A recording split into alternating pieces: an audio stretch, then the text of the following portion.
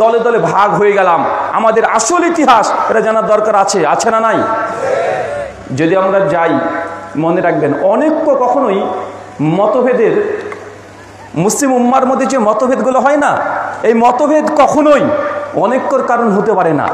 কিছু কিছু মানুষ এসে আপনাদেরকে বলবে, আরে তোমরা হুজুর হয়তো ঠিক নেই, এক এক হুজুর এক এক রকমের তোমরা ফতোয়া দাও। একজন বলছে জায়েজ, তো আর এক হুজুর বলছে না জায়েজ, এ বলছে করতে হবে, বলছে করতে হবে না। তো তোমরা হুজুরদের মধ্যে তো মতভেদ, আগে তোমরা হুজুররা ঠিক হয়ে যাও, আমরা জনগণরা ঠিক হয়ে যাব। ভাই বলে কি বলে না?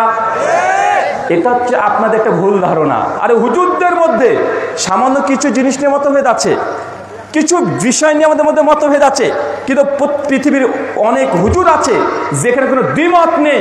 ওইসব দ্বিমত নিয়ে যখন আমরা কথা বলি, আপনারা কেন মানেন না? পৃথিবীর প্রত্যেক হুজুর বলে মান তারাকা সালাতা মুতাম্মাদান ফাকাদ কাফারা, যে ব্যক্তি ইচ্ছাকৃত নামাজকে ত্যাগ করে দিবে এই ব্যক্তি কাফের। মুসলমান, ফজরে আজকে জামাতে কতজন উপস্থিত হয়েছিলেন তাই বলেন? কোন হুজুর বলেছে নামাজ পড়া লাগবে না? বাংলাদেশের বা ইন্ডিয়ার বা গোটা বিশ্বের কোন হুজুর, কোন আলেম, কোন মাযহাব হোক বা আহলে হাদিস হোক, কেউ বলেছে যে নামাজ না পড়লে জান্নাত যাওয়া যায়? ভাই কেউ বলেছে? পৃথিবীর সমস্ত হুজুররা তো একমত যে আপনাকে নামাজ পড়াই লাগবে, নামাজ না পড়লে আপনি কুফরি করলেন, মানে আপনি কাফের হয়ে গেলেন। তো এখানে তো হুজুররা একমত, আপনারা কেন মানেন না? তার মানে বোঝা যাচ্ছে হুজুরদের মতভেদ কখনো অনেকর কারণ হতে পারে না। এবং আমাদের মধ্যে, মানুষের মধ্যে ধর্মকে না মানার জন্য শয়তান এসে আমাদেরকে এই যুক্তি দেয় যে হুজুরের কাঁধে তুই ভর দিয়ে তার উপরে অভিযোগ দিয়ে নিজেকে বাঁচার চেষ্টা করা হয় কি হয় না? পৃথিবীর কোন হুজুর বলেছে সুদ খাওয়া যাবে? পৃথিবীর একটা হুজুরকে দেখাতে পারবেন যে সুদ খাওয়াকে জায়েজ ফতোয়া দিয়েছে? কেউ বলেনি। কিন্তু তারপরে সমাজে সুদ আছে না নাই? আছে না নাই? আচ্ছা, আপনাদের চাপায়া আছে? আচ্ছা, কে কে সুদ খান একটু হাত তোলেন। হ্যাঁ, কেউ খান না? সব আল্লাহর ওলি রে। আর আমাকে কোথায় বক্তব্য দিতে নিয়ে এসেছেন আপনারা? এতগুলো যদি আল্লাহর ওলি থাকে তো আমার বক্তব্য দেওয়ার দরকার কি? আরে ডাক্তারের দরকার রুগী। আপনার যদি রুগী না হন, ভালো মানুষের কি চিকিৎসা করতে হয়? যে অসুস্থ তাকে ডাক্তার দেখাতে হয়। তো আপনাদের সবাই ভালো মানুষ। তার মানে আমরা বুঝলাম যে হুজুরদের মধ্যে অনেক জিনিস আছে ঐক্য, কেউ দ্বিমত করে না, তারপরে উম্মত গ্রহণ করে নাই। আচ্ছা, আপনারা এই কথাটা শুনেছেন। আর আপনারা যে চাপাই নবাবগঞ্জের মানুষ, তার মানে শেখ আব্দুর রাজ্জাক বিন ইউসুফ হাফিজাহুল্লাহর এলাকার মানুষ, উনার যে কঠোরভাবে উনি নেশিদার দ্রব্যের বিরুদ্ধে কথা বলে, বাংলা কেন গোটা পৃথিবীতে এরকম বজ্রকণ্ঠী কথা বলার মতো ব্যক্তি দ্বিতীয় কাউকে খুঁজে পাবেন না। আছে নাকি কথা বলেন? উনি পর্দার বিরুদ্ধে এত কঠোরভাবে বলে, মেয়েদেরকে নিয়ে একটা কঠোরভাবে বলে। কোন মেয়ের যদি একটু 1% যদি লজ্জা থাকে জিন্দেগিতে, শেখ আব্দুর রাজ্জাক বিন ইউসুফের একটা বক্তব্য শুনে ও যে শুধু মানে 3 পিস পরে বাড়ির বাইরে বের হবে, এরকম হিম্মত হওয়ার মানে হতে পারে না। একদম এমন ভাবে বলে যে কাপুরুষের বাচ্চা কাপুরুষ, মানে বাপকেও ছাড়ে না, মাকেও ছাড়ে না, বেটিকেও ছাড়ে না, সবগুলোকে এক কথাতে জড়িয়ে মনে হবে যে তাজা পেলে আপনাকে কবরে ঢুকিয়ে দেয়। আছে না ভাই কথা বলেন? তো আপনারা তো এই এলাকার মানুষ, আপনাকে আমি এতটুকু বোঝানোর চেষ্টা করলাম যে হুজুরদের মধ্যে অনেক বিষয় ঐক্য আছে, কিন্তু বাঙালি মুসলমান তারা মানতে চায় না। আর দোষ দেয় কাকে? যে হুজুররা তো একমত না। আরে হুজুররা যেসব জায়গায় একমত, অন্তত সেটা তো মেনে নেন।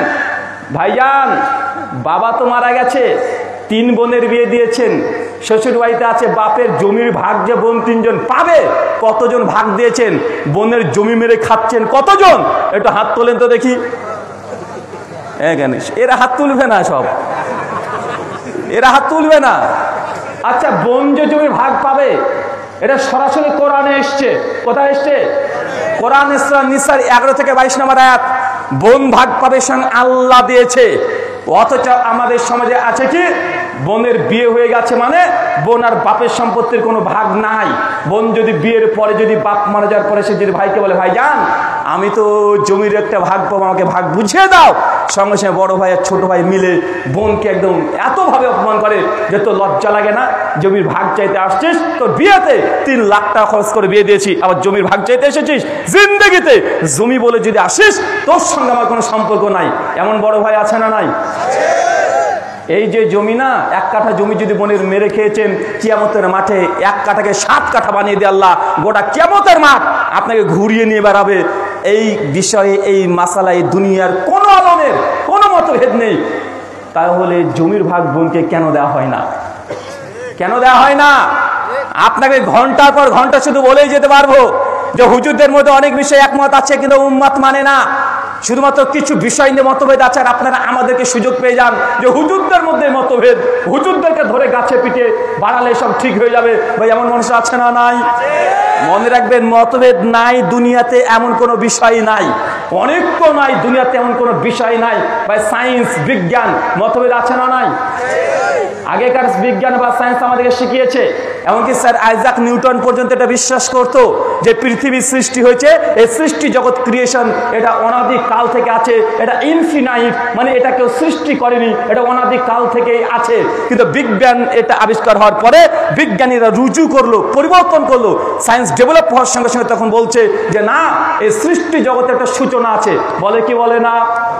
চাঁদ ঘুরে, পৃথিবী ঘুরে না, সূর্য ঘুরে, এই করতে করতে বিজ্ঞানীরা নিজেরা মারামারি করতে গিয়ে ওদের মাথাও ঘুরেছে। আছে না? নাই? কথা বলেন। আপনাকে শত শত সায়েন্স দেখাতে পারবো। অ্যালবার্ট আইনস্টাইন গোটা বিশ্ব জগতের মধ্যে সবচেয়ে বিজ্ঞানীদের মধ্যে এখন তাকে বাপ বলা হয়। অ্যালবার্ট আইনস্টাইনের গবেষণা ছিল টাইম নিয়ে, স্পেস, এগুলো নিয়ে গবেষণা ছিল। তিনি একটা বই লিখেছেন, দ্য থিওরি অফ রিলেটিভিটি। এই বইয়ের মধ্যে স্যার আইজাক নিউটন, ইনিও সেই সময় সবচেয়ে বড় বিজ্ঞানী, উনার 70% থিওরিকে অ্যালবার্ট আইনস্টাইন ভুল প্রমাণ করে দিয়ে চলে গেছে। তার মানে কি বিজ্ঞানের মধ্যে মতভেদ নেই? আমি একদিকে আলোচনা করতে উঠেছি, আমাকে বলছে রুহুল আমিন ভাই, আপনি কোনো মতভেদী মাসালা নিয়ে আলোচনা করবেন না, বিতর্কিত কোনো বিষয় নিয়ে আলোচনা করবেন না। আমি সভাপতিকে বললাম যে সভাপতি সাহেব, দুনিয়াতে মতভেদ নাই, একটা বিষয় সেট করে দেখান আমাকে, কোন টপিক যেখানে মতভেদ নাই এই বিষয় নিয়ে আলোচনা করেন, আমাকে টপিকটা বলে দেন। আরে ভাই, মানুষ মতভেদ করেন কোন জায়গায় নাই। আরে আল্লাহ কয়জন, এটা নিয়েও মতভেদ আছে না? নাই? আমরা মুসলমানরা বলছি একজন, কোন? হু আল্লাহু আহাদ, বলো তিনি আল্লাহ এক এবং অদ্বিতীয়। খ্রিস্টানরা বলছে এক আল্লাহকেই সবকিছু করতে পারে। আরে আল্লাহ হচ্ছে তিনজন, পিতা, পুত্র, পবিত্র আত্মা, father, son and holy ghost. এটা খ্রিস্টানরা বিশ্বাস করছে। পৃথিবীর প্রায় 250 কোটি খ্রিস্টান, তারা বিশ্বাস করে ঈশ্বর তিনজন। আর আমি যে দেশ থেকে এসেছি সেই দেশে অধিকাংশ আমাদের হিন্দু সনাতন ধর্মের অবলম্বী দাদা, তারা আবার বলে যে ঈশ্বর আবার একজন, তিনজন, রাখ, ঈশ্বর হচ্ছে 33 কোটি, নেন ঠেলা। এখন আল্লাহ কয়জন এটা নিয়ে মতভেদ। আমরা বলছি একজন, কেউ বলছে তিনজন, কেউ বলছে 33 কোটি, আর 5 থেকে তাসলিমা নাসরিন নাস্তিক আবার বলছে আরে আল্লাহ নাই। ওরা আবার আল্লাহর অস্তিত্বকে অস্বীকার করে নাস্তিক। বা আছে না? নাই? কথা বলেন। তখন আল্লাহ আছে না নাই এটা নিয়ে মানুষ মতভেদ করেছে, তার মানে কি আমরা আল্লাহর অস্তিত্ব নিয়ে কথা বলতে পারবো না? আরে দুনিয়াতে এমন কিছু বিষয় নাই যার মধ্যে মানুষ মতভেদ করেনি। আমরা মরার পর আবার জীবিত হব কি হব না এটা নিয়েও মতভেদ আছে। আমরা বলছি একবারই আমরা মরবো, তারপর পুনরুত্থান হবে, ডে অফ জাজমেন্ট, বিচার হবে, জান্নাত জাহান্নাম ভাগ হয়ে যাবে। হিন্দু দাদারা বলছে না, মানুষ একবার মরবে তো মরবে, আবার তার পুনর্জন্ম হবে, এইভাবে 700 বার জন্ম সে নিতেই থাকবে। ভাই, মতভেদ আছে না? নাই? কোন জায়গাতে মতভেদ নাই রে ভাই? আমি তো খুঁজেই পাই না যে মতভেদ নেই কোন জায়গায়। এমন একটা সাবজেক্ট বলেন যে সাবজেক্টে মতভেদ নাই। মতভেদ থাকবে এটাই ঠিক, কিন্তু মতভেদ থাকলে মানে বর্জন করতে হবে এমনটা নয়। আল্লাহ সুবহানাহু ওয়া তাআলা বলছেন পবিত্র কোরআন সূরা জুমার সূরা নম্বর 39 আয়াত নম্বর 18, আল্লাযীনা ইয়াসতামিউনাল কওল ফায়াত্তাবিউনা হাসানা উলাইকা আল্লাযীনা হাদাহুমুল্লাহ উলাইকা হুম উলুল আলবাব। বাংলা ভাব